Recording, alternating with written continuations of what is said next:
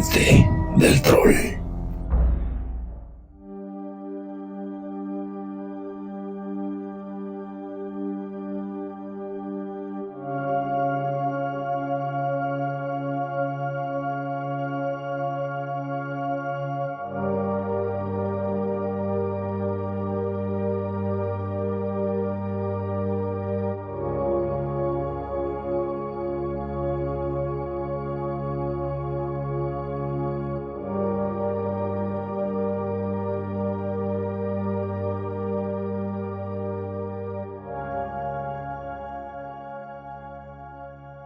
Para su tercer mes de producción, Alien 3 ya había costado más del doble que toda la película de Alien 2. Estos son $43 millones contra $20 millones que había costado en total Alien 2. Y a estas alturas, después de 3 meses de trabajo, todavía no había una historia clara que contar detrás de la película. De repente todo el mundo estaba involucrado en las decisiones importantes. Sigourney Weaver no quería que se repitiera el fenómeno de tener múltiples aliens en una misma película. Fox no quería cambiar los sets que ya se habían construido y en los cuales ya habían invertido $4 millones que pronto se convertirían en 7. David Fincher quería volver a involucrar a Giger para el diseño del monstruo, por lo que Fox mandó, obedeciéndole, un fax a Zurich, donde Giger finalmente se anexó al proyecto, pero solo lo hizo de manera colateral. Lamentablemente, para Alien 3, Giger no volvería a aparecer en la franquicia, excepto colateralmente en esta última película de la trilogía. Giger no quería viajar a Estados Unidos en esta ocasión, así que se limitó a mandarle diseños a Fox por fax. Fincher eventualmente escogió uno de los diseños de Giger, un diseño cuadrúpedo inspirado en un jaguar, para su nuevo Alien. Pero este Alien jaguar además tenía labios sensuales de mujer, porque en un principio, recordemos, la idea era que el alien usara su boca para seducir a los presos, otrora monjes, a fin de matarlos con una nueva lengua que Giger había diseñado y que jamás llegó al corte final de esta película. Para este nuevo diseño, Giger retiró los tallos característicos de la espalda del alien, quien, al ser ahora un ser cuadrúpedo, ya no apoyaba su extensa cabeza sobre su espalda. Giger le acortó el cráneo, le alargó las patas, le añadió sus labios sensuales y una lengua larga y carnosa. Giger también hizo varios diseños para el Alien Bambi, como se le conoce, la versión recién nacida del chestbuster cuadrúpedo, y algunos bocetos para la araña o el alien, el facehugger, que sería ligeramente diferente, pues sería para un alien reina. Pero Fox volvió a quedar mal una vez más. Luego de un mes de estar enviando bocetos, Fox simplemente le envió un cheque a Giger y jamás volvió a contactarlo. Giger se sintió ofendido por este trato, trató de contactar varias veces a los ejecutivos de Fox por teléfono, y cuando se negaron a contestarle sus llamadas, Fox perdió para siempre los diseños de H.R. Giger en la franquicia de Alien. Bienvenidos a esta caótica producción de Alien 3, bajo un set que estaba estrictamente cerrado a todo visitante, y después de 4 meses sin guión definitivo, Alien 3 empezó a filmarse en los Pinewood Studios. Recordemos que este es el estudio donde se ha filmado Alien 1 y Alien 2 en Inglaterra. Esta filmación de Alien 3 comenzó durante el invierno de 1991 y terminaría más o menos a mediados de 1992. Como era invierno, lo que más recuerda Sigourney Weaver de esta producción es que todo el tiempo tenían frío. Era un estudio enorme, con un clima inclemente, y además pues su vestuario era básicamente estar en playeritas y pelones y sin chamarra en un lugar donde aparentemente hacía mucho calor porque había todo el tiempo como fuego y fundiciones, pero en realidad se estaban congelando. Era un poquito incómodo para estos actores, sabiendo que la producción de Alien 1 había sido ligeramente incómoda por el crew pero agradable con el cast, y que la del 2 se la había pasado muy bien el cast, pero habían chocado mucho con el crew. En esta realmente lo incómodo era todo, ¿no? Había un mal clima, no había guión, todo se sentía tambaleante. Otro problema es que durante las primeras semanas de esta producción se estaba fotografiando el triple de material necesario. Es decir, si tú necesitas, no sé, 16 tomas para lograr un pequeño momento en una escena, Fincher estaba tirando a lo mejor 30 o 60 tomas para lo mismo, porque como no había versión definitiva del guión, Fincher estaba haciendo cambios al vuelo. Entonces de repente era como, ¿no sería interesante que aquí Ripley en vez de morirse sobreviva? ¿Y no sería interesante que aquí en vez de caerse se levante? Entonces estaban hilando las posibilidades, porque esta definitivamente, como no tenía un guión hecho y derecho, iba a ser una película que se hiciera por completo en el cuarto de edición. Entonces Fincher estaba haciendo versiones distintas de las mismas escenas para ver qué era lo que iba a funcionar. Pero también estaba ligeramente preocupado porque Fox y casi todas las compañías AAA de cine, casi todas las productoras, suelen tomar control del corte final. En las grandes productoras de cine, de repente hay problemas legales. Termina un director de hacer una película y cuando el estudio no queda conforme con su trabajo, de alguna manera lo demandan para que él no tenga control sobre el corte que sale a la venta. Weinstein, o sea, los filmes de Weinstein, que vendría siendo en aquel entonces era Miramax y otras productoras, tenían mucho este problema. Muchas de las películas que hoy en día sabemos se arruinaron por parte de los estudios de los Weinstein fue precisamente por este motivo, porque a los Weinstein les encantaba poner a un director joven a hacer algo, luego quejarse con él, demandarlo, quitarle el control del corte final y hacer lo que quisieran con su material. Entonces Fincher estaba haciendo un montón de material, pero al mismo tiempo estaba preocupado de que Fox fuera a hacer algo para sacarlo del corte final, que más o menos fue lo que terminó pasando, y él no pudiera hacer su visión, digamos, en el corte final de la película. Otros problemas estaban surgiendo en el set de Alien 3. Como no había un guión definitivo, de repente Fincher le pedía a algunos actores que actuaran de cierta manera y en otras escenas de otra manera. Y esto llegó a afectar específicamente a dos personajes. El personaje de Golik y el personaje de 85. El más importante en estos cambios fue Golik. Golik es el prisionero que ve que matan a sus dos compañeros y escapa y lo llevan a la enfermería todo bañado de sangre. El actor que hace de Golik, que es Paul McGann, que es un muy buen actor, por cierto, y que es un actor que tiene un acento británico muy bonito, con una voz muy grave y todo. Paul McGann, en algún punto, Fincher le pidió que hiciera como una especie de acento cockney, como más del norte de Inglaterra, como más un acento como más informalón, que de repente empezó a salir como medio irlandés, así como medio raro. Entonces, el personaje de Golik en el corte original de la película habla a ratos con un acento y a ratos con otro totalmente diferente. Y se alcanza a notar que está cambiando el acento y se siente muy raro, porque de repente habla con un acento de una región y de repente de otro. Y esto fue petición del mismo Fincher porque estaban haciendo estos cáliz de vamos a ver qué funciona y qué no en la película. El problema es que en el corte final cinemático de Alien 3 se mezclaron los dos acentos. Entonces el personaje quedó hecho un chilaquil rarísimo.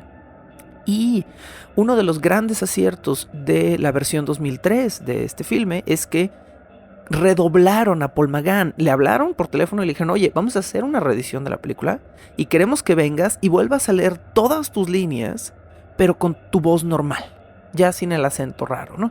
Y entonces, si eres muy clavado y ves con mucha atención la versión 2003, alcanzas a notar que la cámara corta distinto sobre las palabras de Golik para que no se le vea la boca, para que se oiga el nuevo doblaje. Y la verdad es que es un muy buen trabajo. Es un muy buen trabajo de reedición lo que hicieron en la edición 2003, pero es muy interesante que hayan llegado a ese nivel. El otro caos fue con el personaje de 85, en este caso no con su acento, sino con la definición del arco del personaje mismo. Cuando comenzaron a filmar Alien 3, el personaje de 85 no se llamaba 85 por su coeficiente intelectual y no era un personaje bobo. de alguna manera. En algún punto se le ocurrió a David Fincher que quería que su personaje fuera un simplón, un personaje mucho más simple, mucho más tonto. Y el actor que hace de 85 no estuvo muy de acuerdo. Fue como, ay, yo no quiero que mi personaje se convierta en este tontolín, graciosín, y no me late. Y ya habían grabado una parte del material con el personaje no siendo un tonto. Entonces también tenemos aquí un contraste extraño entre que en ciertos momentos 85 es un personaje normal y en otros momentos es como este tontín.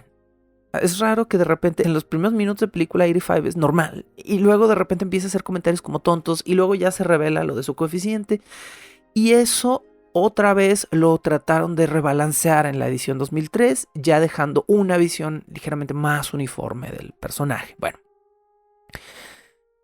algo que sí funcionó de manera fabulosa, hay que decir algo positivo, por favor, de esta producción, es que, bueno, como habían gastado $7 millones construyendo los sets estaban increíbles. Los sets de Alien 3 a mí me fascinan, me parece que es la película, los de Alien 1 también, honestamente, ¿no? La nave, el Nostromo por dentro es increíble también, pero los sets de Alien 3 tienen algo que pocos sets de cine no digitales tienen, ¿sí? Cuando es ya una película que ya tiene mucho retoque digital y todo, vemos mucha verticalidad, porque es algo que el CGI permite. Hay algo increíble de los sets de Alien 3 y es que son muy verticales. Este set del cuarto de assembly, del cuarto de reuniones donde se reúnen los personajes como en barandas, que están como con las piernas colgando, es un set totalmente vertical. Y eso es muy raro de ver en cine. Normalmente los sets de cine no tienen techo.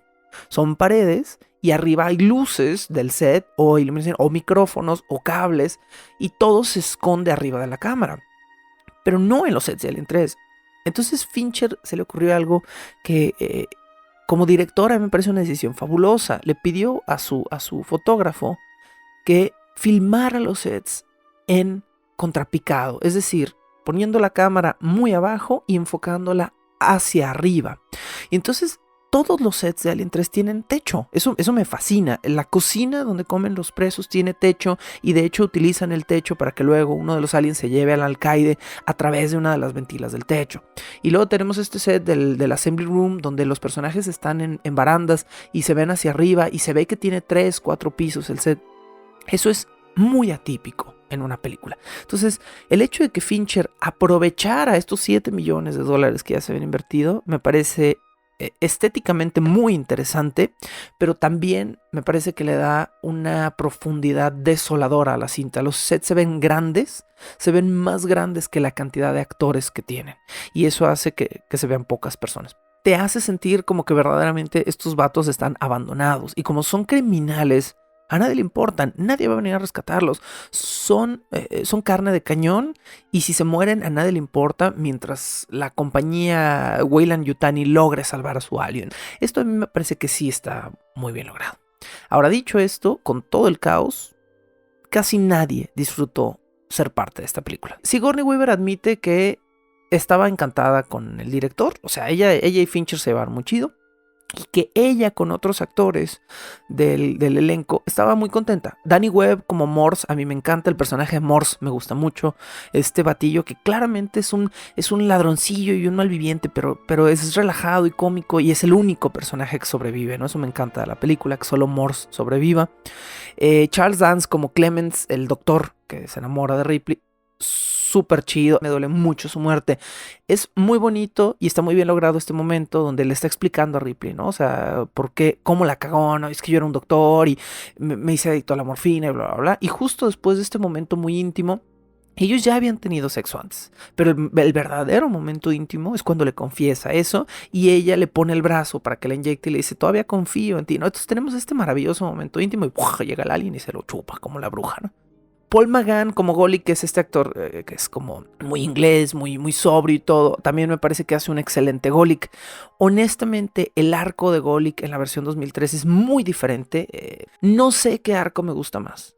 Me debato. Tengo muchos conflictos internos entre los dos cortes de Alien 3. Los dos me gustan de maneras muy distintas y me parece que si yo tuviera todavía el poder y la potestad de ensamblar un tercer corte usando las dos versiones, lo haría. Porque hay ciertas cosas del corte original que me gustan mucho y hay otras cosas del corte extendido que me gustan mucho. Y hay ciertas cosas de ambos que no me gustan. Entonces, bueno. Charles Dutton como Dillon, que es este predicador negro, grandote, que es como... pues sigue siendo un violador y sigue siendo un hombre horrible que está buscando una especie de redención y que se ha vuelto como este predicador religioso que es muy violento, pero trata de usar su violencia para mantener el orden entre los otros residentes. Es muy interesante su personaje, etcétera. Entonces creo que a pesar de todas las complicaciones de la cinta y que nadie disfrutó ser parte de esta película, se logra una química muy interesante entre los actores y funciona. Si me lo preguntan a mí, sí funciona. Díganos cuál es su versión favorita, pero explíquenos por qué, si es posible. Es interesante pues saber en qué radica el hecho de que gusten más de una versión que de otra, así que si pueden explicarnos cuál es su versión favorita de las dos, pero por qué lo es, a mí me sirve también mucho para que podamos continuar hablando de este tema. Tenemos que tocar el incómodo punto de los efectos digitales de Alien 3. Los efectos de Alien 3 son una hibridación que en su año funcionaron tan bien como podían funcionar. En 1992, estamos hablando en el mundo antes de Jurassic Park, en el universo del digital cinematográfico hay un antes de Jurassic Park y un después de Jurassic Park. Todos los intentos de estudios grandes por hacer manipulación digital en películas antes de Jurassic Park son intentos pobres, podríamos decir. El software que se creó para hacer los efectos de los dinosaurios de Jurassic Park y el hardware, el tipo de computadora que se estaba usando precisamente en Jurassic Park, cambiaron para siempre esa industria. En años siguientes, en menos de, me atrevo a decir que 4 o 5 años después al estreno de Jurassic Park, el cine ya estaba utilizando ese mismo software y ese mismo hardware para hacer versiones digitales de las cosas en múltiples estudios. Y era mucho más fácil. Cuando una persona ya te facilitó la herramienta, ahora solo tienes que aprender a usarla, ¿no? Pero si la herramienta no existe, es complicado. Entonces, Alien 3 es una película previa a Jurassic Park y eso va a significar que estaba justo en el filo, porque Jurassic Park salió el año siguiente, ¿no? En 1993. Entonces, Alien 3 estaba justo en el bordito de tener un digital viable, pero no totalmente creíble, ¿sí? Entonces va a haber un problema de cómo se decidió que se mezclaran o que se hicieran las composiciones digitales. Bueno, por si a esta ecuación le hacen falta broncas, tenemos otra más. Fincher estaba empecinado con trabajar con un hombre llamado Jordan Cronenweth. Jordan Cronenweth es un legendario director de fotografía, es un fotógrafo de cine maravilloso. Para muestra basta un botón, es el encargado de haber hecho la fotografía de Blade Runner, ¿no? que es muy impactante, la fotografía de Blade Runner. Fincher quería trabajar con él porque Cronenweth es un maestro de usar humo y efectos prácticos para hacer una fotografía impresionante, para esconder cables, para esconder cosas. Las miniaturas que se usaron en Blade Runner, todos estos edificios se ven muy reales incluso hoy en día, ¿no? Entonces, Cronenweth sabía cómo filmar efectos y Fincher quería trabajar con él. ¿Cuál es el problema? Bueno, Fox le dijo a Fincher que le daban permiso de contratar a Cronenweth, pero había otro caos ahí detrás. Cronenweth acababa de descubrir que tenía Parkinson y lamentablemente su Parkinson fue muy agresivo. Me parece que fue un lapso de 2-3 meses entre que Cronenweth se enteró que había algo mal y no podía ni siquiera moverse cómodamente, ¿sí? Entonces, cuando Cronenweth llegó al set de Alien 3, pasó 2-3 semanas filmando y Fox empezó a temer por él, porque varias personas en el estudio reportaron que Jordan Cronenweth tenía problemas para moverse. Y como director de fotografía, de repente se subía a escaleras a acomodar focos porque sus gaffers no lo hacían de manera correcta o algo no le gustaba. Entonces Fox estaba paniqueadísimo de que Jordan Cromwell se fuera a caer en uno de los sets y se matara o se lastimara y le costara millones a la producción, ¿no? Entonces tenían un hombre enfermo con el que el director estaba empecinado con trabajar, pero que estaba muy mal y que se estaba deteriorando rápidamente. Luego de varias semanas de filmación, Fox puso el pie sobre el piso y le dijo a Fincher: tenemos que sacar a Cromwell. Entonces Fincher, quien ya había empezado a fotografiar de una manera específica la película, tuvo que cambiar de director de fotografía, algo muy parecido a lo que pasó en Alien 2, pero esta vez no fue porque Cameron lo despidió, sino porque el estudio lo sacó, ¿sí? Y por la misma seguridad y salud de Cromwell. Entonces, eventualmente a Cromwell lo reemplaza un fulano que se llama Alex Thompson, quien no ha hecho mucho, o sea, es decir, pues sí tiene un par de peliculillas por ahí conocidas, pero no es un gran director de fotografía, aunque no hizo de ninguna manera un mal trabajo, ni se nota una terrible diferencia con el trabajo de Cromwell, pero no es un gran director de fotografía y bueno, continuaron grabando así. Entonces, lo que sí podemos decir que fue una gran aportación de parte de Alex Thompson fue la secuencia de planos subjetivos del tercer acto. Me estoy refiriendo a toda esta parte donde van en la fundición y la cámara se convierte en el alien y los va persiguiendo. Esta fue una solución muy inteligente sugerida por Alex Thompson para el tercer acto, porque si no hubieran tenido que hacer efectos de composición digital para el alien corriendo detrás de la gente y se hubiera visto mal porque no tenían la tecnología, no tenían la capacidad.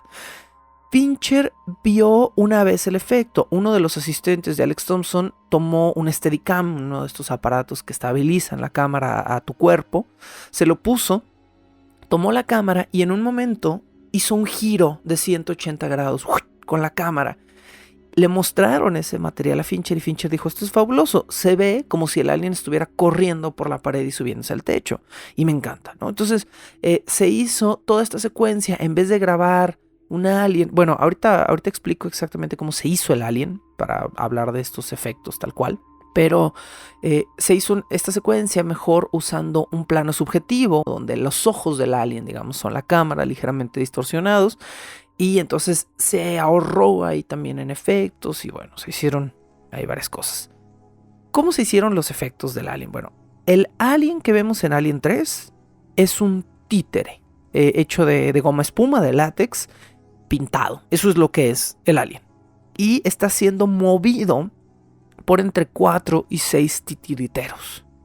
Tiene un cierto movimiento como gomoso, así como como que se mueve medio chistoso, pero al mismo tiempo tiene una parte de su movimiento que se ve bien. Es decir, que se ve como este alien se mueve como no hubiera podido moverse un hombre en un traje.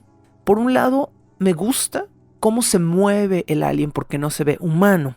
Y por otro lado, no me termina de encantar porque se ve ligeramente sin peso, gomoso. Precisamente como si lo estuvieran moviendo flotante sobre el piso, ¿no? Que es exactamente lo que está pasando. Este títere se fotografió en los mismos sets donde iba a aparecer. Es decir, si de repente, no sé, iba a salir corriendo un fulano y luego el alien iba a pasar por ahí persiguiéndolo, entonces primero grababan al fulano corriendo por el set y luego, utilizando una cámara controlada por computadora, regresaban el plano, lo volvían a recorrer exactamente de la misma manera. Entonces es como si la cámara estuviera sobre un riel y recorriera 2 veces el mismo trayecto, y la segunda vez se grababa con el títere del alien recorriendo la escena, siendo movido por los titiriteros. Ahora, el trabajo digital vino haciendo una composición digital. Los titiriteros tenían que desaparecer, por supuesto, y las varillas, hay unas varillas gigantes que están metidas en las patas del alien que tenían que desaparecer. Entonces, el esfuerzo, digamos, de efectos por computadora vino en hacer la composición, desaparecer a los titiriteros, desaparecer las barras que movían las patas y montar al alien en la otra toma, en la toma original donde estaba corriendo el actor. Esto provocó que la composición digital se viera ligeramente distinta. En la versión 1992, el alien se ve verdoso. Tiene como si fuera una gelatinita chistosa encima, donde realmente se ve montado, ¿sí? Esto es porque lo está, y porque los efectos digitales de la época lo único que permitían era que se pudiera montar al alien, pero no dejar exactamente con el mismo tono y textura que la película, que el filme tal cual, ¿no? Entonces, por eso se alcanza a notar ahí como chistosón, verdosón, gelatinosón este alien. Yo lo veo en retrospectiva y lo comparo con los efectos de otras películas de 1992 y no me parece que los de Alien 3 sean particularmente horribles. Me parece que no son ideales y definitivamente hay un mejor retoque en la edición de 2003, donde también se le metió una manita de gato al negativo y el alien se ve ligeramente menos verdoso. Para todos los close-ups, el alien es un hombre en un traje. Si ves el alien de cuerpo completo, es un títere. Si ves el alien, manos, pecho y cabeza, por lo general es un actor en un traje. Específicamente hay un actor, ahorita no me está brincando el nombre, lo voy a mencionar más adelante cuando hablemos de Alien 4, pero es el actor que a partir de Alien 2 se convirtió como en el Alien oficial, que es uno de los mismos encargados de los efectos especiales. Y que es el alien en Alien 2 y en Alien 3 y en Alien 4, excepto en la primera donde era otro actor, pero bueno. Entonces, cuando lo ves como de pecho, brazos, cabeza, es un hombre en un traje. Cuando ves la pura cabeza cerca y la cabeza tiene movimiento mecánico, es decir, saca la lengua, o abre la boca o babea, lo que estás viendo es un animatrónico. Es una máquina con servos recubierta de piel de látex. Eso es lo que es un animatrónico, ¿no? Entonces, tenemos estas tres, digamos, versiones del alien. El que es el titiritito de goma, el hombre en el traje y la máquina recubierta de látex que tiene movimiento mecánico. Entonces, por ejemplo, esta famosa escena, Ripley siendo a punto de ser comida por el alien y es cuando el alien se da cuenta de que ya tiene otro adentro y la perdona de alguna manera. En ese momento es un animatrónico porque tiene la boca mecánica y todo. Entonces ahí es una cabeza y un pecho construidos mecánicamente que están moviendo titiriteros a través de servos, pero no es un títere tal cual, es un animatrónico, es un títere mecánico, ¿no? Esa es como la gran diferencia. Tom Woodruff es uno de los encargados por parte del estudio de Fox de hacer los efectos especiales a partir de Alien 2. Entonces él es un artista de efectos especiales. Pero en Alien 2, cuando necesitaban close-ups de los aliens en traje y del traje más detallado, digamos, como no tenían un actor específico, porque en Alien 2 había un montón de aliens, Woodruff, que era uno de los encargados de los efectos, dijo, oh, pues miren, yo soy más o menos del tamaño, soy alto, pónganme mi el traje y yo ahí le hago de alien. Y esto hizo que se convirtiera en el alien oficial de la franquicia. Entonces, todos los momentos donde hay un hombre en un traje en Alien 3 es Tom Woodruff. Y todos los momentos donde hay un hombre en un traje en Alien 4 también es Tom Woodruff. Entonces, como él ya estaba contratado por Fox y ya era parte de los efectos, pues quién mejor que él para ponerse el traje. Y eso está chido. Bueno, ahora tenemos que hablar de los otros aliens, es decir, las otras versiones del alien Jaguar, que es así como se nombra oficialmente el alien de Alien 3, Alien Jaguar, pero que aparecen previamente. Todos sabemos ya a estas alturas que Alien siempre tiene tres facetas, ¿no? Su primera faceta es el facehugger o la araña, que se pega en un huésped, lo infecta. Después viene el chestbuster o el miembro, no sé cómo llamarlo. el alien más fálico de todos. Y después viene ya el alien adulto. Esas son las tres etapas de la evolución del alien. Para Alien 3 querían, como era un alien distinto, que había nacido de un animal, en la versión cinematográfica el alien nace de un perro y en la versión extendida el alien nace de un buey, ¿sí? Pero en ambas versiones nace de un animal. Entonces, lo que querían dar a entender por primera vez es que cuando el huésped del alien cambia, el alien adulto también cambia. Eso es muy interesante dentro de la mitología de Alien. Como el alien iba a ser un cuadrúpedo y no un bípedo en esta ocasión, crearon lo que hoy en día conocemos como el Alien Bambi, que ahorita lo mencioné al principio de este episodio. El Alien Bambi es el alien bebecito, es decir, el chestbuster, el miembro fálico extraño, carnoso que saldría del pecho de una persona. En esta versión es un pequeño cuadrúpedo que tiene una forma muy distinta. Entonces lo denominaron Alien Bambi, porque es como Bambi cuando nace, así como que tiene las patitas muy flacas y le tiemblan y todo.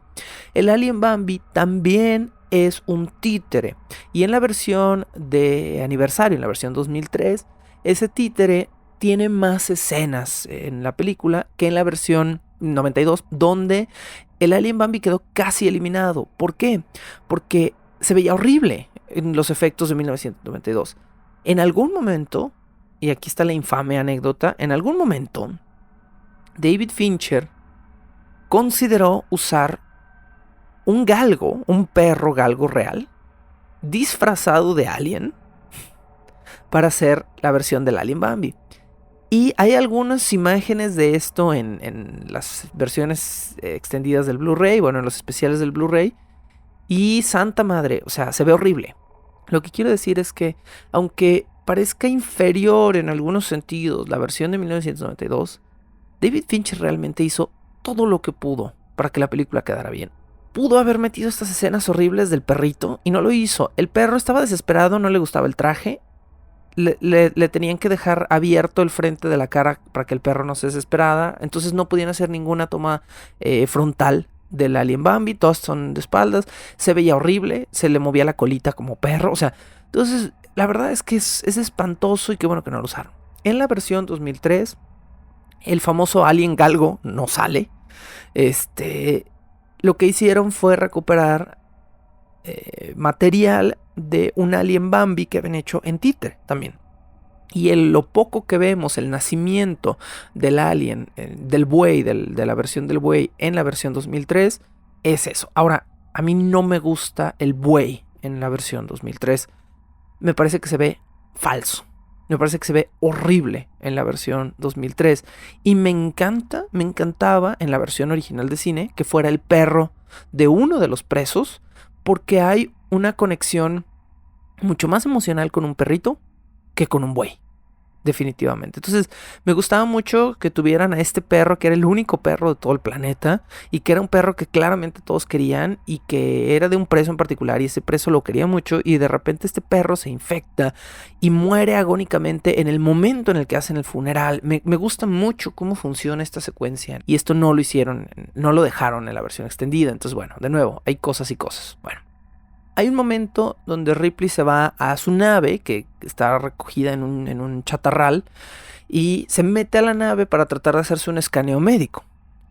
En el escaneo médico aparecen unas imágenes que parecen como radiografías móviles, que de hecho están muy bien logradas para la época. Es muy interesante cómo las hicieron, no tengo tiempo, digamos, de explicarlo.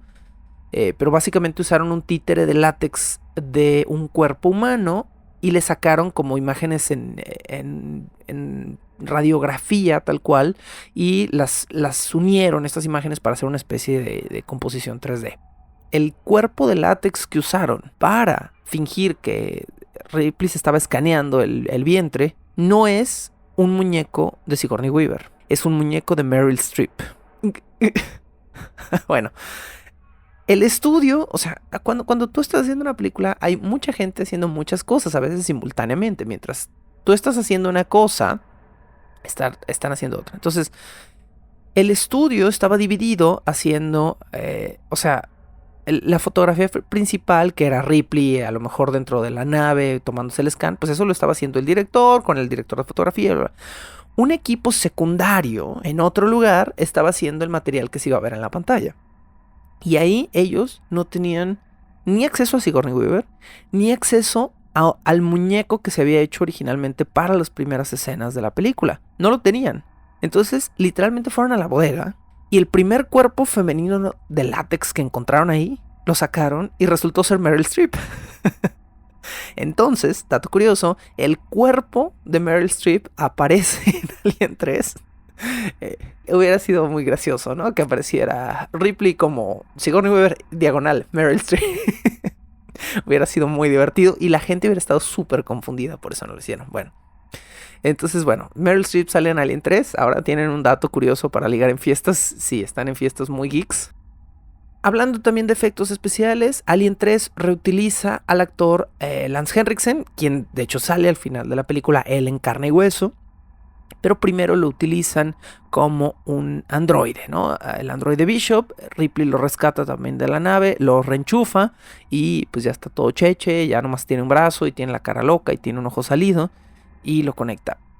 Lance Henriksen quería hacer el androide, o sea, él le dijo a Fincher, yo quiero, o sea, a mí maquíllame y ponme acá debajo de una mesa y yo hago del androide, pero Fincher quería que el androide se viera realmente como algo que estaba más allá de lo humano. Y como en 1992 no podían hacer una composición digital del actor que se viera así como hoy en día, por ejemplo, lo más cercano que se me ocurre es como hoy en día veríamos a Gamora de Guardians of the Galaxy. Bueno, ella en Infinity War o en Endgame, donde se le ve como el rostro como desencajado, destrozado, como si fuera un robot roto, ¿no? Bueno, eso es lo que Fincher quería hacer, pero obviamente sin los efectos multimillonarios de Disney hoy en día, ¿no? Entonces Fincher le dijo a Henriksen, ¿sabes qué? No te vamos a usar para esa escena.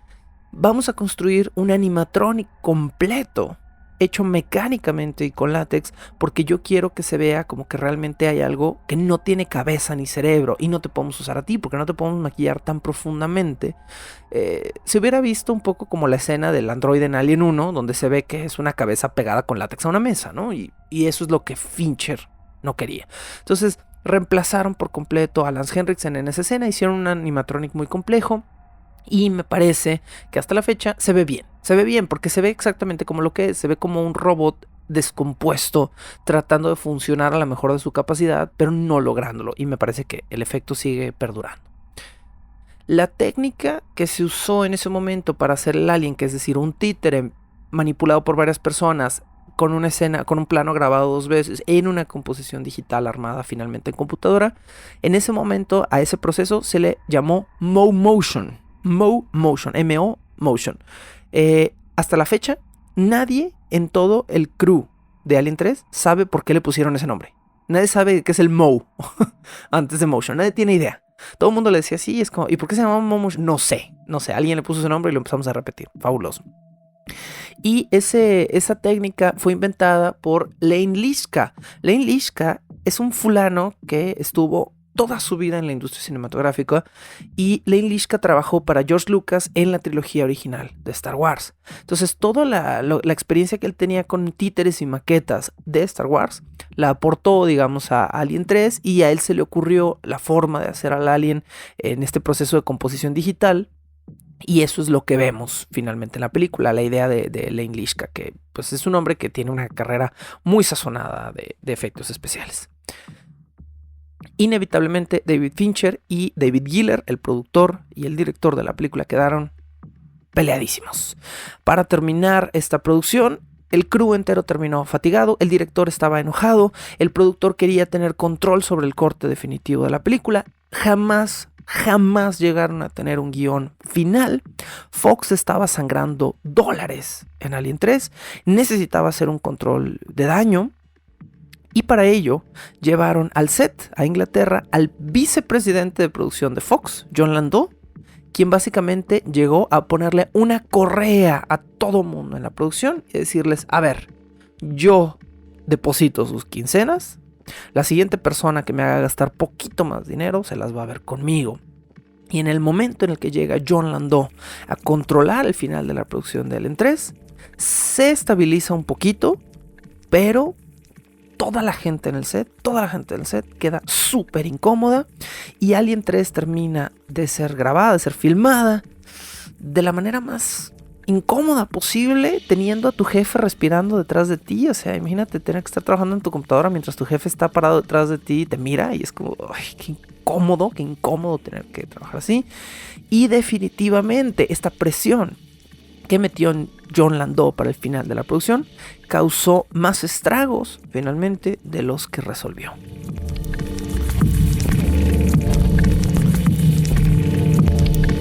Bajo el puente del troll.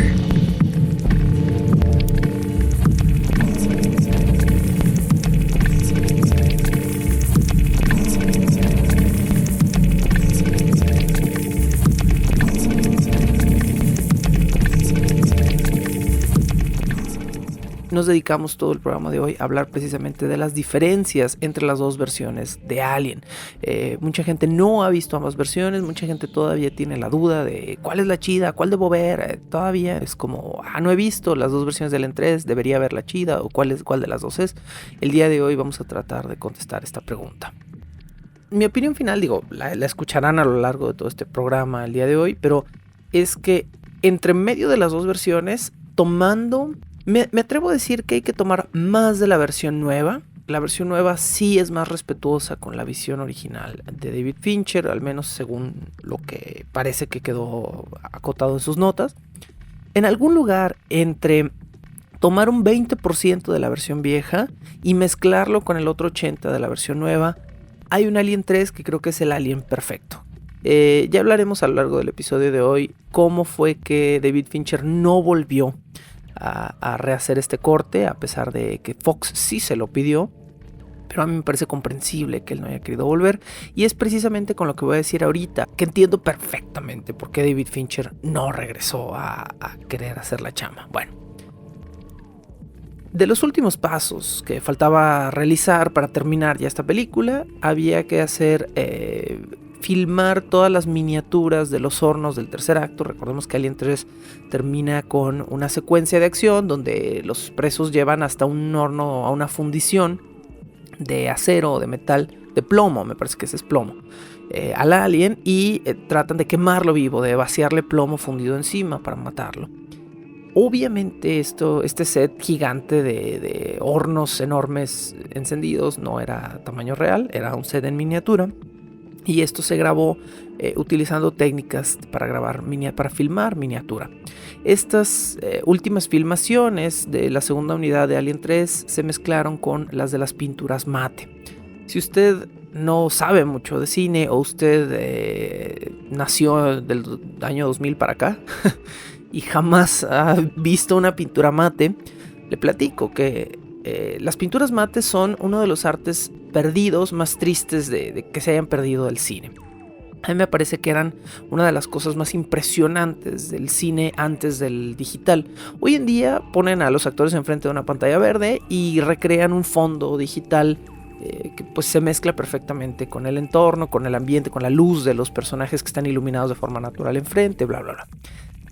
Antiguamente, en los viejos años de los 80 y los 90 y todavía más atrás, se utilizaba lo que hoy en día se llama como pintura mate. Una pintura mate es un artista, un pintor, pintaba sobre un vidrio una pintura tan realista que se podía usar como fondo de unos actores. Entonces lo que se hacía, se pintaba sobre vidrio porque se dejaba un pedazo vacío del vidrio para que ahí estuvieran parados en segundo plano los actores. Entonces, digamos, tenías la pintura en primer plano, muy cerca de la cámara.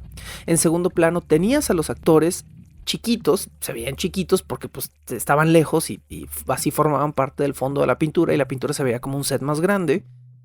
Y la pintura se retroiluminaba, es decir, se iluminaba por detrás del pigmento a través del vidrio para darle vida. Entonces, los cielos, los ambientes del planeta que vemos en Alien 3 son pinturas mates, son pinturas hechas a mano sobre un pedazo de vidrio, ¿no? Eso es lo que es.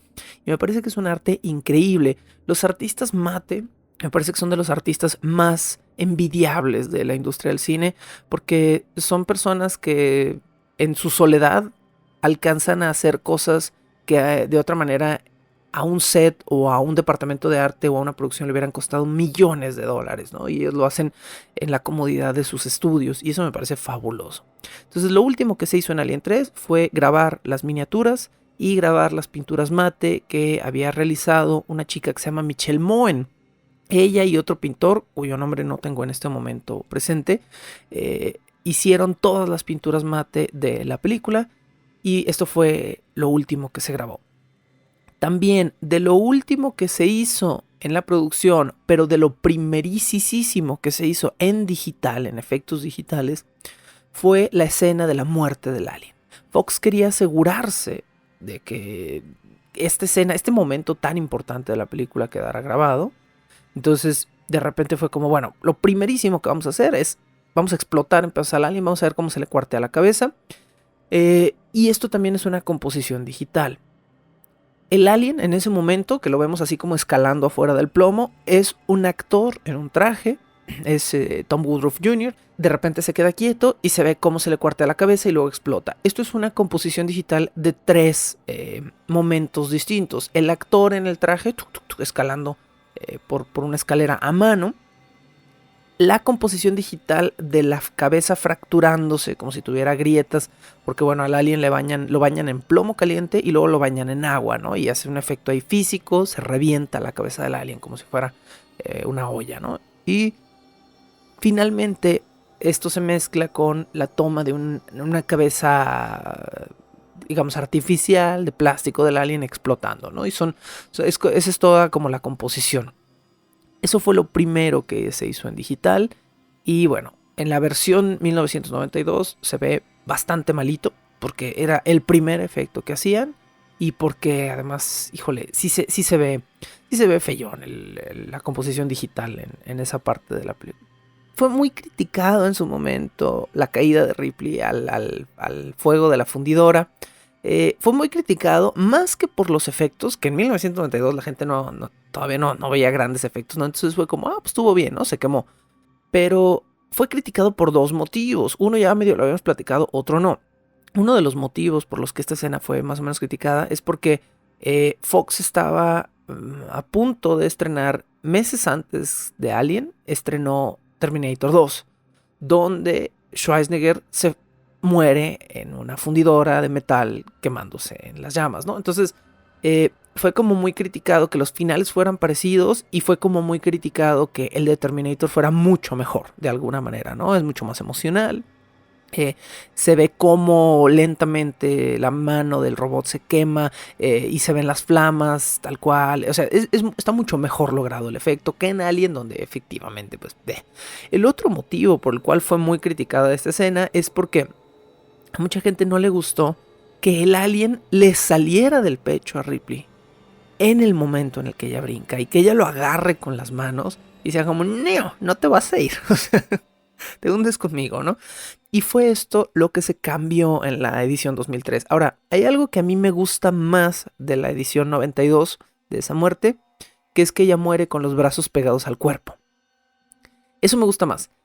La figura, el recorte de la figura se ve más interesante. En la versión 2003 me parece que ella tiene los brazos abiertos cuando cae a las flamas. Y se ve como una persona que está haciendo como angelitos de nieve, como aventándose de un bungee, y se siente como menos grave, menos preocupante, como si su muerte fuera como, ya me voy, no, o sea, como si estuviera en Cancún aventándose ahí de los ríos, no sé, o sea, se me hace chistoso, pues bueno. Se supone que en el canon de Alien, el Weyland que llega al final es un humano y que por eso lo golpean en la cabeza. Necesitaban hacer notar que no era un androide. Entonces lo que Fincher quería es que se viera una herida en la oreja y que la herida sangrara sangre roja, ¿sí? Porque hemos tenido todo el tiempo el tropo de que los androides sangran blanco, sangran como lechoso en el canon de Alien. Y hasta la fecha sigue siendo canon. David de las precuelas sigue siendo lechosito. En la edición 2003 se está agarrando más la cabeza, o sea, es como se ve que está sufriendo un poquito más y se le ve menos despegada la oreja. En la versión 1992 se le ve totalmente arrancada la oreja colgando de un lado de la cabeza. Y a mí eso de niño me confundía mucho porque yo decía, bueno, eso no es un androide. El canon es que sí es Weyland y que sí fue él en carne y sangre ahí, y por eso sangra rojo, ¿no? Que eso es todo lo que querían hacer con esa escena. Pero la verdad es que esa oreja colgante de látex confundió a más gente de la que ayudó. Hay que hablar del cierre de la filmación. Los cierres de las filmaciones son bonitos, son cansados. Es padre cuando de repente oyes al director gritar que cerró la filmación y todo el mundo celebra y todo el mundo dice ya, y empiezan a desmaquillar y a celebrar y la gente ya se va a sus casas y es como debería ser un momento bonito en una filmación. Bueno, el cierre de Alien 3 no fue un momento bonito. Nada bonito, nada bonito. Esta producción fue una total y absoluta pesadilla.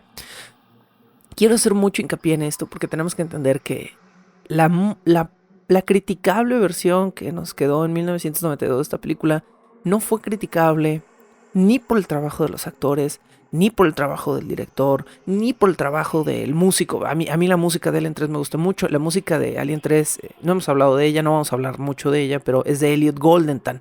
Elliot Goldenthal era uno de los mejores compositores de los 90. Era como el Hans Zimmer de los 90, donde toda la chamba se la pedían a él, ¿no? Todo mundo, igual que ahorita en los 2000. Y su música es fabulosa, ¿no? Él hizo, por ejemplo, la música de Entrevista con el Vampiro, la música de este Alien 3, ¿no? Entonces, Elliot Goldenthal, la verdad, hace unas cosas maravillosas de score, y el score de Alien 3 es muy bueno. Entonces, la dirección de Alien 3 fue lo mejor que pudo ser. Los actores hicieron lo mejor que pudieron, pero Fox hizo todo lo posible, no conscientemente, me queda claro, porque si no, ¿qué clase de inversionistas serían? Pero Fox hizo todo lo posible por arruinar esta producción. Hizo todo lo que no debían hacer, ¿no? Y se convirtió en un pequeño infierno esta cosa. Bueno, hablemos entonces de cómo fue el horrible cierre de Alien 3. Quedaban unos días para todavía filmar algunas cosas y Fincher no estaba contento. Fincher estaba desesperado, había ciertas cosas que él todavía quería filmar que el estudio ya no quería. Específicamente hay unas escenas que solo quedaron en la versión 2003. Fox no permitió que Fincher cerrara la producción. Un día llegó al estudio en los Pinewood Studios en Inglaterra, llegó un ejecutivo de Fox y así, voz bajita, se le acercó a Fincher y le dijo: oye, hoy es el último día que vas a grabar en este estudio. Mañana este estudio va a estar cerrado y en lo que reste de producción se va a mover a Los Ángeles. Todo lo que te falte grabar de segunda unidad y miniaturas y pinturas mate, lo vamos a hacer ya en Los Ángeles. Mañana cierra el estudio, no le digas a nadie. Y entonces de repente Fincher, me imagino que se debe haber quedado así como con la mandíbula trabada, enojado, así como, pero ¿qué me estás diciendo esto, no? Entonces, bueno, los estudios siempre quieren tener control de una película por dos razones: dinero y dinero. Un director jamás va a traicionar su visión creativa. No hay ningún director que diga: ay, ya, güey, ya déjala así. Si queda mal, ¿qué tiene? Igual la gente la va a ver. No. Los directores son gente comprometida, que realmente tienen una visión y que quieren lograr algo con una película. Los escritores tienen una visión. Los actores están muy comprometidos con sus personajes. Los actores son bien clavados, o sea, esto claramente no es una decisión creativa. Cuando el estudio quiere cerrar algo, lo cierra por dinero. Cuando el estudio quiere cambiar algo, lo cambia por dinero. Y Fox ya estaba sangrando dinero con esta producción. Estamos de acuerdo que cometieron muchos errores y les estaba costando muy caro. Entonces, Fox ya no tenía tiempo de grabar más material y de repente le dijeron a Fincher: se cerró. O sea, se cerró, ya no tenemos dinero, se acabó. Ahora, esta decisión, de nuevo, no fue la mejor, ¿sí? O sea, Fox estaba poniendo el pie solito. Mandaron a Fincher a Los Ángeles a comenzar a editar la película. Y Fincher editó una versión de 3 horas y media de Alien 3. Y estaba feliz. Él estaba muy feliz. Hicieron un screening. Fue a mostrarles la película a los ejecutivos de Fox. Pero los ejecutivos vieron este corte de 3 horas y media de la película y le dijeron a Fincher: mira, amigo, esto que nos mostraste es una basura. No nos importa qué cortes, pero queremos que tu película dure 1 hora y media.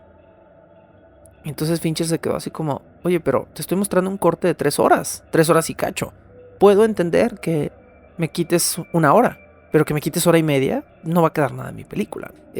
Fincher se molestó mucho y Fox le dijo: hazle como quieras, pero queremos una película de 1 hora y media. Ahora, de nuevo, los motivos de Fox no eran nobles. Fox solo tenía una cosa en mente. Y esto es una cuestión que hasta la fecha sigue reinando en las salas de cine, ¿no? No es una cuestión de los 90, ¿sí? Una película cuesta lo mismo. Si tú la vas a ver al cine, una película cuesta lo mismo si dura 1 hora y media o 2 horas y media, ¿sí? O sea, tu boleto de cine va a costar exactamente lo mismo. Si vas a ver una película, no te vas a parar a media película a volver a comprar palomitas. Por lo general vas, antes de la película compras dulces o palomitas o refrescos y te metes a la sala de cine. Los estudios consideran los largos de las películas con base en la cantidad de veces que se va a proyectar la película en un día. Entonces, si tú haces una película popular que dura 1 hora y media, el estudio te ama, Porque es como, no manches, muchísima gente va a ver tu película porque está buena, pero además dura 1:30. Eso significa que en un día normal de proyecciones de 8 horas, vamos a ver 2 veces más la película en un día, 2 o 3 veces más. Lo que significa una cantidad de miles de pesos o de miles de dólares diarios de revenue para la película. Considerando que los cines pagan por lo que generan en entradas, más lo que generan en ventas, en dulces, en todo. Entonces, Fox literalmente consideraba que Alien 3 iba a ser una mala película, porque ya la habían llenado de mezcla. Entonces, mejor querían una película de 1:30, sin importar qué fuera lo que quedara, para que por lo menos hubiera más revenue en taquilla. Eso era la única intención de Fox. Se acabó. Pero Fincher estaba molestísimo por eso. Bueno, más encima, el final había quedado mal. Y entonces Fox le dijo a Fincher, oye, no nos gustó cómo hiciste el final, queremos que lo vuelvas a grabar con Ripley y el alien saliéndole del pecho, ¿sí? Y entonces Fincher le dijo, ok, pues yo lo vuelvo a grabar, no hay bronca, pero Sigourney Weaver ya está en otra película y Sigourney Weaver ya tiene cabello largo. Y pues en esta película ya está pelona. ¿Cómo le hacemos? Fox le dijo a Sigourney Weaver, oye, amiga, mira, si podrás volver a, nomás para 2 minutitos de película, volverte a rapar. Y Ripley, Sigourney Weaver le dijo, ja, ¿qué? Claro que no. Entonces, el estudio ya estaba muy cansado de pagar cosas y Sigourney Weaver les dijo, me vuelvo a rapar por $40,000. Denme $40,000 extra y me vuelvo a pasar la maquinita de cabello y volvemos a grabar sus 2 minutos macuarros de película y ya. Fox dijo, no podemos. Entonces, Fox, por el berrinche de volver a grabar el final de Alien 3 con el bicho saliéndole del pecho, pagó a un artista $16,000 para que hicieran una gorrita calva que tuviera el cabello exactamente del mismo largo que Sigourney Weaver lo tenía al final de Alien 3, que era como 1 o 2 milímetros. Entonces, le pagaron a un artista $16,000 por poner a mano millones de cabellos en una calva para hacer 12 horas más o menos de filmación, o sea, para hacer un día de trabajo, ¿no?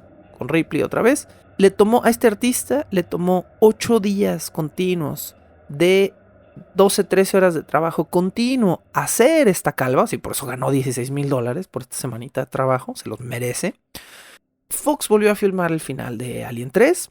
El alien le salía del pecho y Fox ya estaba contento porque era exactamente lo que ellos querían, porque eso diferenciaba el final de Terminator 2, que fue lo que platicamos ahorita, y eso fue lo que para Fox era importante, ¿no? Que va a cambiar. Ahora, Fincher, cuando movieron el set a Los Ángeles, se enteró que le iban a cortar 1:30 de su corte final de su película, y se enteró que Fox había cambiado el final de cómo lo había grabado. 2 días antes del cierre oficial de la filmación, 2 días antes de ese día feliz donde el director le dice a todos, ya cerramos, vamos por champaña y todo, Fincher dejó órdenes de lo que había que hacer y sin hablar con nadie en el set y sin decirle nada a nadie en el set, se salió del set, se fue y jamás volvió.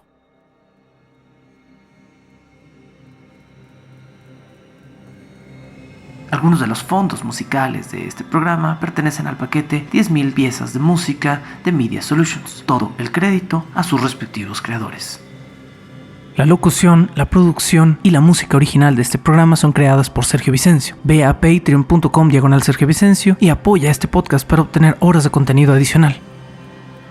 ¿Quieres comisionar cápsulas, episodios o incluso temporadas completas o comprar contenido digital debajo del puente del troll? Ve a coffee.com/Sergio Vicencio y encárgate de decirme qué hacer. Es coffee, ko-fi.com/Sergio Vicencio. Búscame como @recuadro_blanco en Twitter e Instagram o como Sergio Vicencio en YouTube para darme tu opinión sobre este podcast. Bajo el puente del troll.